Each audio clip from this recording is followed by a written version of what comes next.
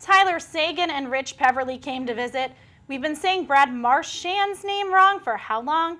The Bees are in a bit of a skid, dropping the last 4 out of 5 games. Tim Thomas and his Panthers are coming to town, but he may not play after all. Plus, we'll tell you how Ray Emery and Braden Holtby's squabble could affect the Bees. Welcome to Bruins Daily TV. I'm Erika Lee at Studio 73 at Suffolk University. Joining me here, Tim Rosenthal. Thanks to Veronica Corningstone and Ron Burgundy for filling in for us last week so we can enjoy Halloween and, of course, a big Red Sox World Series win. And thankfully, Mike Napoli showed up Tuesday night with a shirt on nonetheless, thankfully. And I think Brad Marchand will also thank him for that as well. I'm wondering if Marchand lent Mike Napoli the shirt, since he's been running recluse in Boston for the last couple days, shirtless at every bar he can find in Back Bay. Do you really want to get into Barstool Sports right now? It seems like we're doing that right now. Let's not. But post-World Series parade, the Cup's been making its run around the city at every team since, and the Bruins have been playing and losing.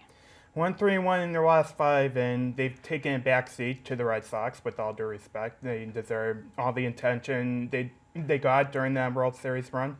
But now as the Bruins kind of get back into the spotlight a little bit, they're not looking too good. They're not doing a good job trying to be the center of attention in these last couple weeks. And they haven't been playing black and gold hockey that we've all been accustomed to.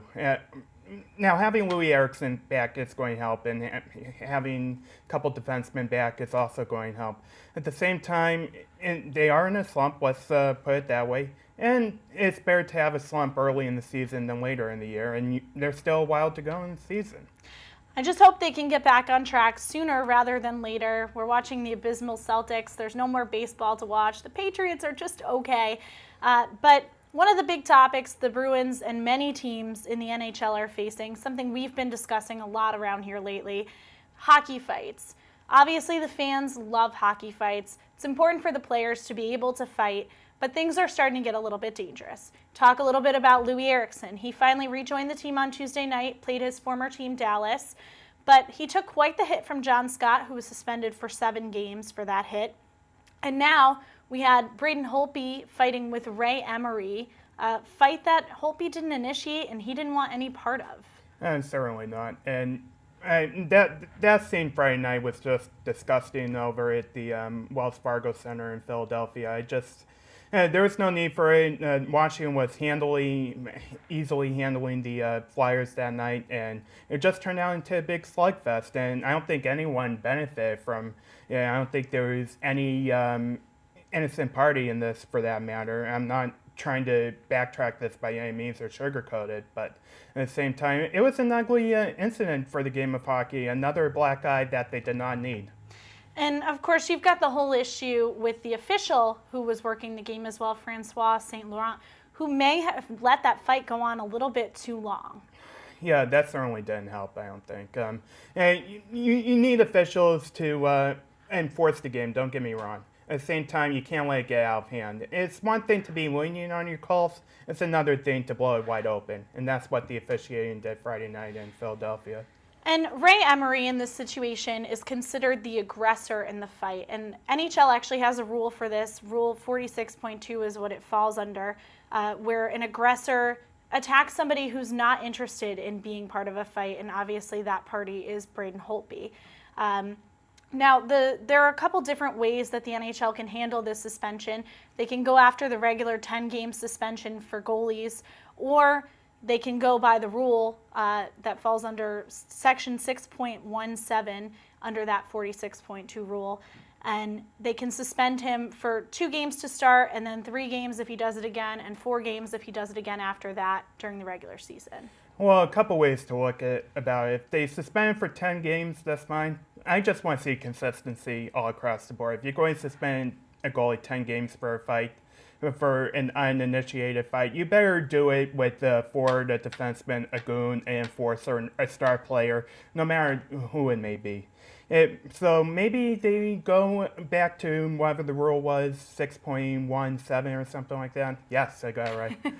But starting him with the 2-game suspension. If he does it again, 3 games and stuff like that. I don't think the NHL has done a good job, particularly handling their suspensions. I thought John Scott should have at least gotten double games, digit games. What they are doing well is the concussion protocol. I think they handle it as best as they could. I think they brought awareness to concussions. Same time, I'd like to see that kind of enforced in the suspensions too. I think that's an excellent point.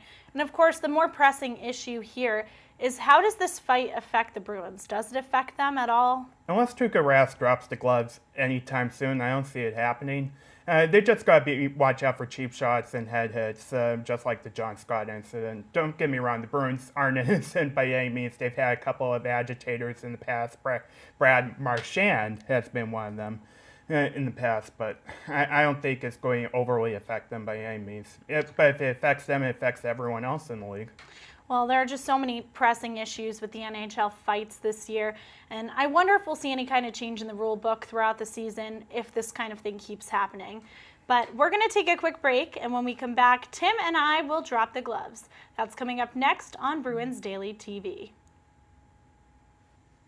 Welcome back to Bruins Daily TV. Erika Lee here alongside me, Tim Rosenthal. Tim, it's time for my favorite segment of the week. Yes, it's time to drop the gloves. Now let's play some ground rules, because I forgot to add this last week during our Anchorman show. Rule number 1, no touching of the hair and face. That's it. Okay, I think that I can do that. Okay then. Should not be too hard. Good. So our first topic this week, Torrey Krug has had an outstanding rookie season so far. He ranks as one of the top rookies in the NHL this season. Where do you rank him, and who else is up there with him? With all due respect to Thomas Hertl's 4 goals earlier in the year, his 4-goal performance, Torrey Krug's number 1. He's leading all NHL defensemen in goals right now, and I think he's the early season favorite for the Calder Trophy. I know it might be kind of boring, but I have to agree with you as well. He is definitely at the top of his game. As you mentioned, 5 goals already this season, 8 assists, and he leads all defensemen in the NHL with goals scored. He nearly had 2 goals on Tuesday night against Dallas. He did score one of them, but the second one should have gone in too. Unfortunately, it didn't. And there's just no stopping him. He's been fantastic, and I don't think you can stop Torrey Krug. No, you can't right now. And, of course, he earned the job over Matt Bartkowski as well, and there's a reason for that. Yeah, I think that showed during the Stanley Cup playoffs as well. He was tremendous against the Rangers, and he stayed on for the rest of the postseason. Even when Andrew Ferentz and Dennis Seidenberg returned from injury, he was a staple on that blue line, and he's looking good with Adam McQuaid on the Bruins third pairing. You wouldn't tell that they're a third pairing, because on many teams I think they'd be a top pairing or a top 2 pairing. I have to agree with that. Now, Matt Bartkowski, speaking of him, and Jordan Caron have both been healthy scratches the last couple games. Which guy do you think sees the ice first? I think they're going to start rotating their defensemen, and I think Krug's going to stay, and I think Dougie should stay as well. But between Boychuk and McQuaid, maybe they get a little bit of rest, so I'm going to go with Matt Bartkowski. I think you might see Caron in as well pretty soon. Just because he was doing so well at the beginning of the season. You look back at his first game, the season opener, he was fantastic. And as we mentioned, they are going to have to rotate these guys around with 7 healthy defensemen. Obviously, Boychuk was a little banged up for a few games, but I think you see Caron in there pretty soon. Yeah, I think you would have made a case easily for him had Marchand continued to struggle Tuesday night. And he did show me something against Dallas, though. Maybe it's because he saw his buddy return Tyler Seguin, but he did have a little extra step in his game. I think it's only a matter of time until he busts his slump, just like Jerome McGinley did earlier in the year. I hope so. And on to our last topic, Friday night, Frosted Fall benefit at the Cask and Flagon. We've got so many great guests that are going to be there. Which one is going to steal the show? You know, I'm going to be there, and as much as I'm kind of a big deal, I'm going to pass on naming myself as the star of the show. But I'm going to go with Rene Rancourt. We've had him at the Frosted Fall before, and he's one of a kind. He really is, and I'm certainly going to be fist-bumping after he sings the national anthem.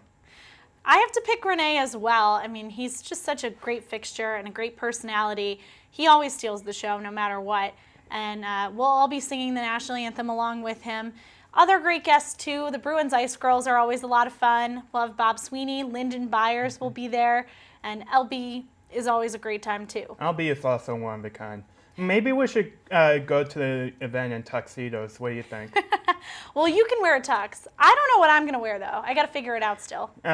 We have a couple days to figure this out, This is thankfully. true. We do. So don't forget to join us on Friday night, of course, as we mentioned, at the Cask and Flagon right here in Boston. We're going to have the 3rd annual Frosted Fall benefit for the Bruins Foundation. It's going to be a lot of fun.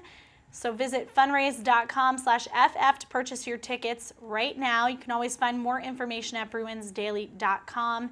And tickets will also be available at the door. You know who's coming to the event. We talked about it in the last Drop the Gloves topic. So, again, but just as a reminder, Lyndon Byers, Renee Rancourt, Bob Sweeney, Bruins Ice Girls. Follow us on Facebook and Twitter at Bruins Daily, and hashtag us at the event with Frosted Fall. Yes, hashtag Frosted Fall. And of course, Tim and I are going to be there, so you don't want to miss us either.